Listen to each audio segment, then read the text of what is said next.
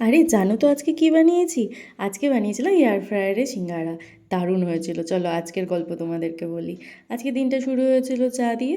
যেরকমটা হয় আমার চা দিয়ে বা কফি দিয়ে শুরু, আজকে চা দিয়ে শুরু হয়েছিল। তারপরে এই সকালের ডিউটি স্টার্ট, যে লাল শাক বেছে নিলাম। শাক বাছতে অনেকটা টাইম লাগে।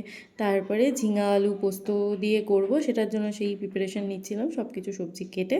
আর মাছের কালিয়া করব, কাতল মাছের কালিয়া, সেটার জন্য সব রেডি করে নিলাম। রেডি করে আমি নেমে গেলাম রান্না করতে। তারপর রান্না করে এই ঝিঙা আলু পোস্তটাও আমার মোটামুটি হওয়ার পথে, বেশ হয়ে গেল। তারপরে আমি বসিয়ে দিলাম মাছ, মাছেও আমার রেডি।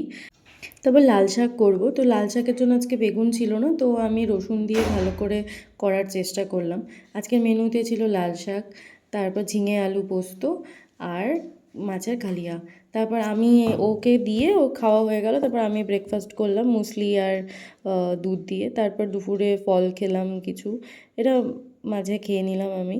তারপরে বিকালবেলা স্টার্ট হলো, ও অফিস থেকে আসবে তখন স্টার্ট হলো। অফিস থেকে আসার পরে আমি শুরু করলাম সিঙ্গারা বানানো।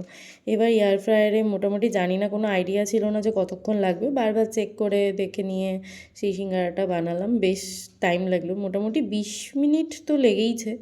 তারপর এটা রেডি হয়ে যাওয়ার পরে পায়েস খাবে বলেছিল, তো তার জন্য পায়েস বানাচ্ছিলাম। তারপর পায়েস বানালাম, গুড়ের পায়েস।